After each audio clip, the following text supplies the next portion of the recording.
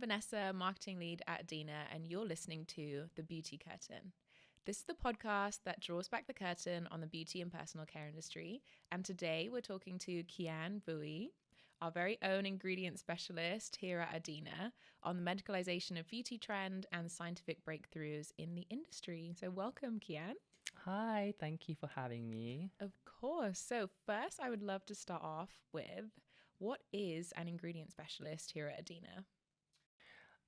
So I would think it means essentially someone that has extensive knowledge about cosmetic raw materials and ingredients in the personal care industry. It is a fancier version, I would like to think, of a technical sales rep. It requires having a good level of understanding about how certain ingredients work in formulations, and also being able to offer your own personal advice as well, and being able to troubleshoot certain products and formulations as well for development. So, I'd love to know a bit more about your background, and I think our audience would be really interested in that too.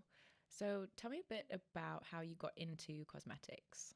I think I've always been very interested in beauty in general. Growing up, I think that any average teenager goes through the same stages of teenagehood. So acne, bad skin. At that time, I was very adventurous with dyeing my hair, chemically fried it, and I just thought, you know what, I need to do something about this. The products in my bathroom, I didn't know what they were. Um, and just started to read up on ingredients, and felt really compelled to try out products in the market. Um, and then it kind of led on to having this standard of doing something academic for my family. So I've always kind of been pressured to become a doctor or do something in the medical field. That's why I took up A levels in chemistry and biology. Um, and then decided that it wasn't for me. And I came across someone who um, allowed me to shadow under them. So someone called Jane Barber, who owns a company called Making Skincare. She allowed me to shadow under her for a couple of years. And that was my gateway to cosmetic science and formulation and being a chemist in the industry. So, have you always done formulation and cosmetic science, or have you worked in different areas of the industry as well? So yes, I started off as a chemist, and then decided to kind of branch out into regulation, packaging, artwork, labeling as well.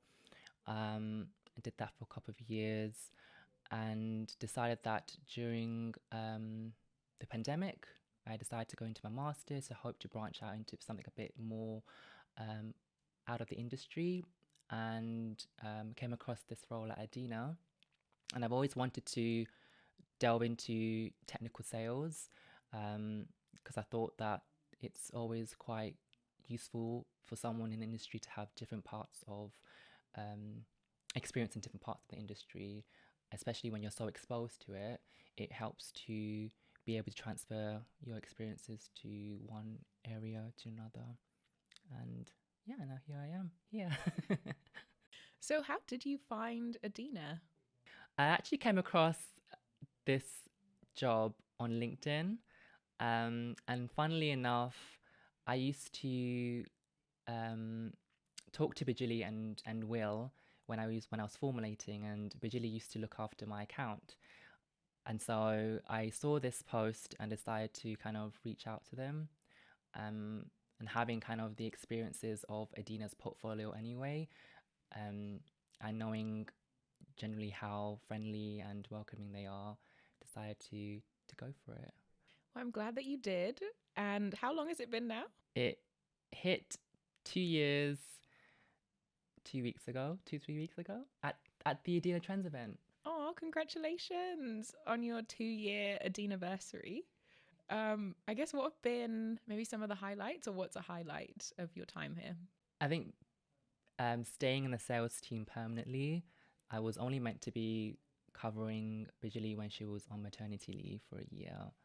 Um, and so it was nice just to be able to be part of the team permanently and work with everyone. Nice. I love that. So you mentioned the Trends event, and I just want to tell our audience a bit more about that as you actually presented one of the trends. So just for a bit of context, the Trends event we hold annually, and it's to launch our trend report. And this year it was hosted at Jingo London, which is a futuristic bingo hall. So we had presentations on some of the latest trends set to evolve, which aligned with our annual trend report. And we had a guest speaker, Graham Cook, come in and talk about AI. That was followed by product displays and some futuristic bingo. Did you win anything, Kiyaan?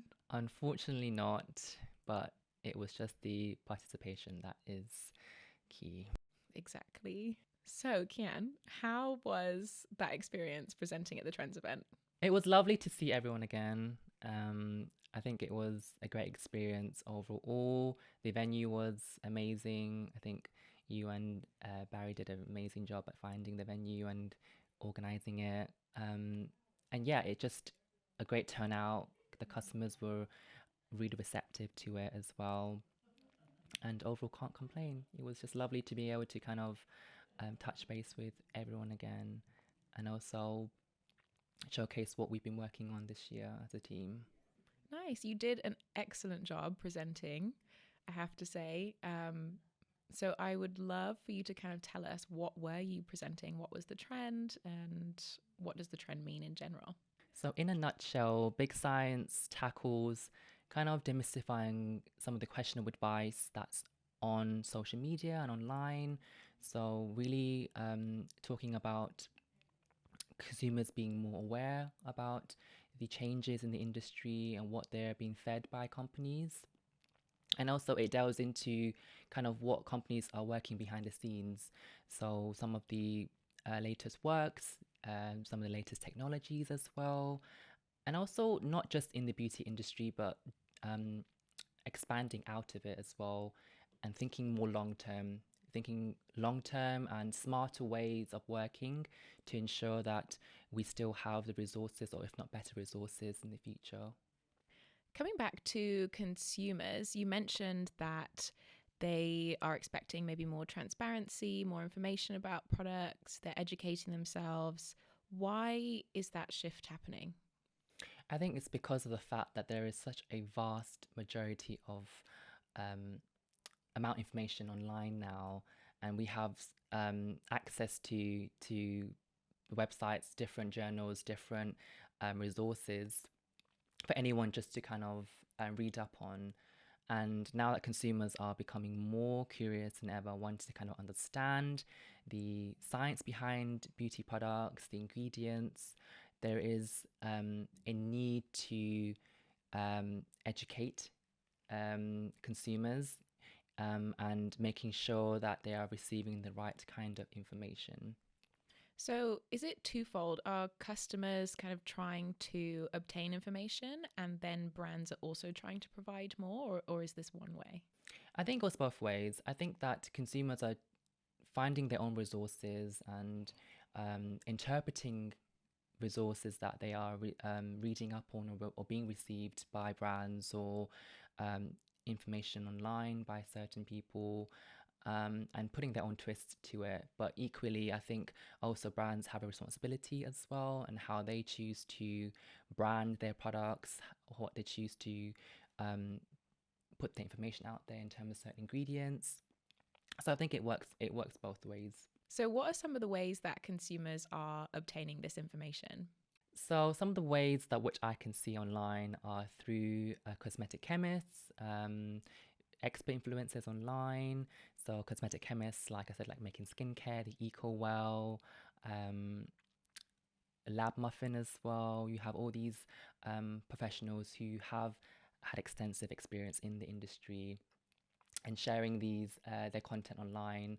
We've got people like the Derm Doctor, Brown Skin Derm as well, of course, who has a huge following on social media platforms like Instagram, TikTok, and YouTube as well. So I think a lot of people who follow these influencers are being educated by them and receiving these information and trusting them as well, really, just to understand what how certain ingredients function in formulations and why they should buy a particular product. It's interesting that consumers are now looking to get information from expert influencers. I think you can agree that back in the day, we all used to watch YouTube channels and classic beauty channels, um, from the layman, the person off the street who's interested in beauty. So, why do you think there's that change now? And do people still trust the original influencer? I think we've definitely come a long way from receiving kind of beauty advice. Like you said, back in 2012, the whole go to your kitchen, whip up a face mask, or make your own DIY toner from apple cider vinegar and lemon. I'm sure we've all tried that at least once. So I think it definitely has changed a lot. I think consumers are starting to realize that there is an industry where there are professionals who take the time to study about certain ingredients and also understand how certain ingredients work in a formulation, how they work in synergy, why they're there for a particular reason, and beginning to trust more on the professionals, instead of kind of relying on self-proclaimed influencers or experts in the industry. Do you think there's still a place for the original influencer? I think so. I think they have a job in promoting brands and promoting certain materials and products as well, and that's how certain launches become viral. So I think there's definitely a need for them still, um, but I think in terms of the formulation advices and understanding ingredients to a organic chemistry level, for example, I think that's better left with the professionals and experts in the fields. Understood. um, what are some other ways that consumers are kind of diagnosing themselves or getting more information on what they need for their skin? So there's some interesting launches and companies that have been working on this, such as the home testing kit by Galani as well. And they claim that you can test your microbiome in the skin to see what particular products are that will work for your skin, that are catered towards your skin specifically. There's a million skin types out there nowadays. So it's about catering to your own personal needs. And apart from that, we have other companies that are taking more of a holistic approach, like Dr. Valley's a 360 experiential center that's located in Selfridges. So they tend to offer more of a all-rounded approach, hence 360. Offering face mask treatments and massages, and even as far as offering hot beverages that's meant to be good for your immune system, head massages, scalp massages. So offering a full package to help a consumer feel good from the inside and out. I'd like to touch on the at-home testing kits a little bit. Do you recommend them? Do they work? Because I think there's a lot of skepticism around, putting a patch on your forehead and this miraculously tells you exactly what your skin needs. Like, what's your professional opinion on that? I think because this technology is still very new, I think there's still a lot of work that needs to be done and a lot of data that needs to be collected. Because if we think about it, a lot of the data and results are relied on by consumers. And so if we have a small population size who are doing this and we don't get enough data to present this, then we might not be seeing the bigger picture overall. So I think there still needs to be a lot more education and testing in these in certain kits like this at home. So on the other side of the coin, how are brands rising to meet this new demand for the curious consumer? So again, it's all about touching on education and making sure that your consumer understands the message you're putting out at the end of the day. And it's about taking the technical advice that they receive from um, their suppliers and people who work in research and development, and converting that into kind of layman's terms for them to understand. So we have certain brands like The Ordinary, which we all know, with their infamous minimalistic formulations and their extensive ingredient glossary on their website to showcase what active, does in their formulations. And also with Paula's Choice, with their own take on educating their consumers, they lead with their ingredients on their website as well, and providing extensive information about what particular actives they use in their formulation. Paula's Choice and The Ordinary, they're definitely the OGs in this space. Are there any new brands, indie brands that maybe are taking their own approach to, meeting the demand of the curious consumer? So we have other brands like Rhode by Hailey Bieber.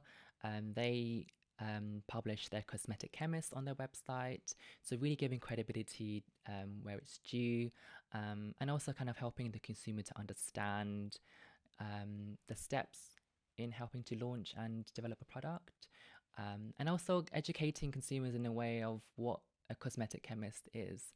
I think a lot of people still don't understand what a cosmetic chemist does or cosmetic formulation chemist does. So there is that need of educating our consumers and understanding that there are people who specialize in formulating and developing products, not just going to a kitchen and mixing things together and hoping that you create a amazing product. Do you think that's part of the reason of why Rhode by Hailey Bieber has become so successful? Because there are a lot of influencer brands out there at the moment, but this one in particular has blown up. Do you think it may be due to this transparency? Definitely. I think consumers crave transparency. They crave any new information they can get from their brands. And it's all about having that personalized relationship at the end of the day. You know, consumers want to feel cherished and want to feel that their presence and their time and effort and money is valued. And so when companies go an extra step to share, things behind the scenes that consumers don't get to see on a day-to-day basis, they love it. And when you kind of see the interactions that certain consumers have on their social media platforms, it's always asking, oh, what's the latest technology, what's the latest new launch, or how did you have this ingredient, how did you make this and that. So it really is about building that personal relationship with them. On an ingredient side from the manufacturers, are they doing anything to meet this demand? Are there any manufacturers that you think are leading in this space? Yes, so a lot of our suppliers are making a conscious effort to be more transparent with our customers. For example, Algactive do a very good job in doing so. They tend to share a lot of their sourcing story and their sustainability stories with our customers as well, and really showing that they are willing to support our customers and their brand itself to make sure that their consumers can trust in the products that they buy and the products they use on their skin. And final question, are there any suppliers that are leading with science in particular? Definitely, I think Odysseus do a very good job in connecting with our customers and also trying to connect with consumers as well. A lot of their materials and their content is very organic chemistry orientated. They delve in a lot of mechanism actions with their materials. And for example, with their new launch, Spring Snow, which was launched at In Cosmetics this year, they really are trying to connect with the daily struggles of everyone, what they go through, particularly during the pandemic. We all had issues with perhaps our skin, our hair, how we're feeling, generally. And so really emphasizing on the brain and skin axis pathway, showing that, you know, what you put on the skin does have a general effect on how you feel internally. And so really tackling not just the external factors, but also any internal factors that might be causing you or might be causing your symptoms as well. So really promoting the aspect of self-care. I think that's a great place to finish this episode. Thank you so much for joining us, Kiyaan. It's been an absolute pleasure. And just to let you know, all ingredient information and a link to download our trend report will be in the description box below. And stay tuned as Kiyaan is coming back. Yay! For another episode, and we'll be talking biotech boom and more scientific breakthroughs in the industry. Thank you so much, and we'll see you next time.